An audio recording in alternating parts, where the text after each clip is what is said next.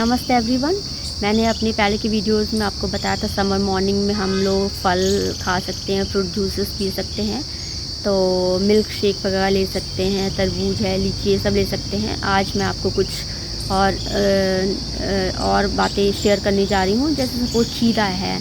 खीरा जो है बहुत फ़ायदेमंद होता है। कहते हैं अर्ली मॉर्निंग खीरा खाने से स्वास्थ्य बहुत अच्छा रहता है और ये काफ़ी जूसी फ्रूट है।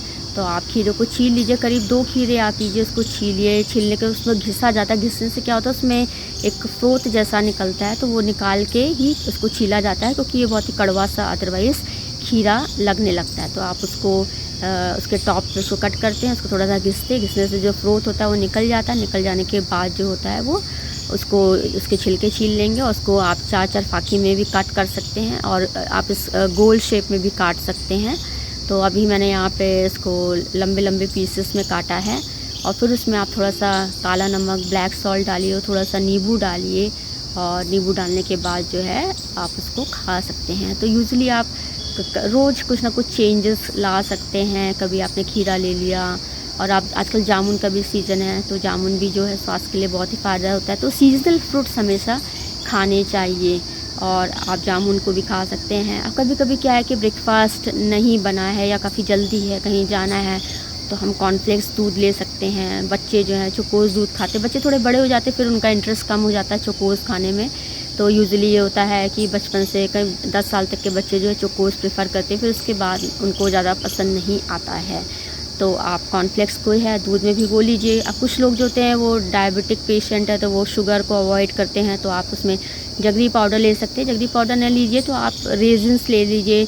जब मैं तो यूजुअली रेजिन्स डालती हूँ, और नहीं तो आप उसमें 1 चम्मच या 2 चम्मच शहद डाल लीजिए। शहद डालने से आपको बहुत फ़ायदा करेगा। लेकिन शहद थोड़ा सा, जब दूध आप गर्म करके डालते हैं तो जब वो कॉर्नफ्लेक्स जो है वो फूल जाता है, फिर उसमें आप जो है थोड़ा ठंडा हो जाए तब शहद ऐड करिए, क्योंकि बिल्कुल बहुत ही गर्म दूध में शहद नहीं डाला जाता है। तो शहद डाल के भी खा सकते हैं।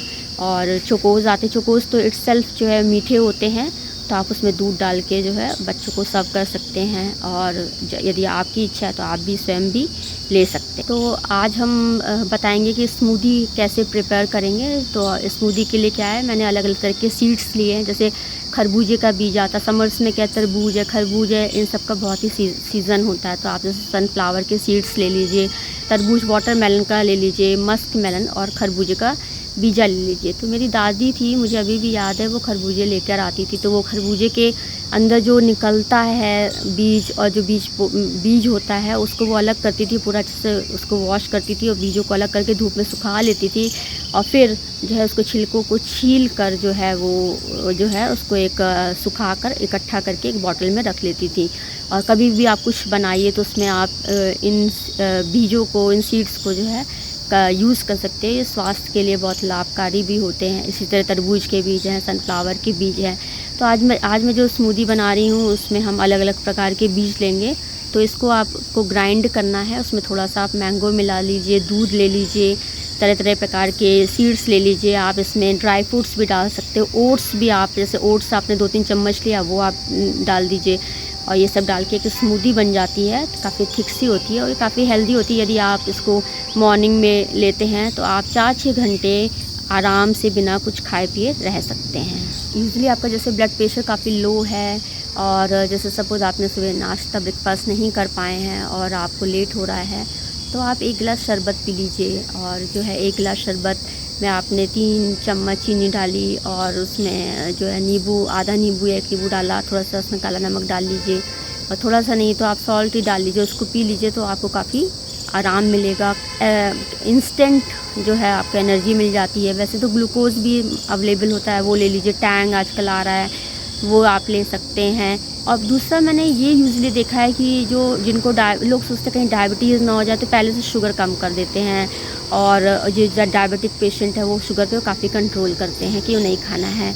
तो जैसे कुछ लोग होते हैं कि केवल जैसे नींबू की चाय बना ली या बिना चीनी की चाय पी रहे हैं, लेकिन उनको चाय की इतनी ज़्यादा मतलब होती है कि दिन में 2-2 3-3 बार चाय पी रहे हैं। तो मेरा थोड़ा डिफरेंट है कि यदि मैं चाय पीती हूँ तो मैं अच्छी ही चाय पीऊँगी। तो मैं आधा कप पानी, दूध, आधा कप पानी के साथ ही चाय बनाती हूँ। उसमें अदरक डाली, थोड़ी सी इलायची डालते हैं और फिर चाय पत्ती डाल के चाय को बना लिया।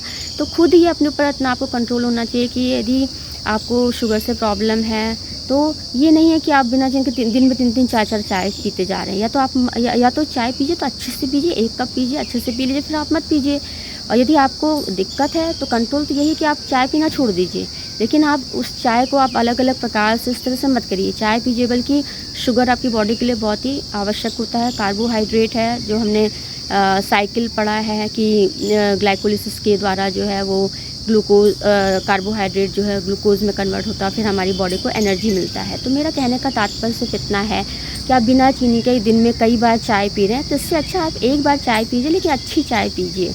और यदि आपको बहुत ज़्यादा आपका शुगर अनकंट्रोल है तो आप चाय छोड़ दीजिए, लेकिन आप इससे उसे डिफरेंट अल्टरनेटिव यूज़ मत करिए।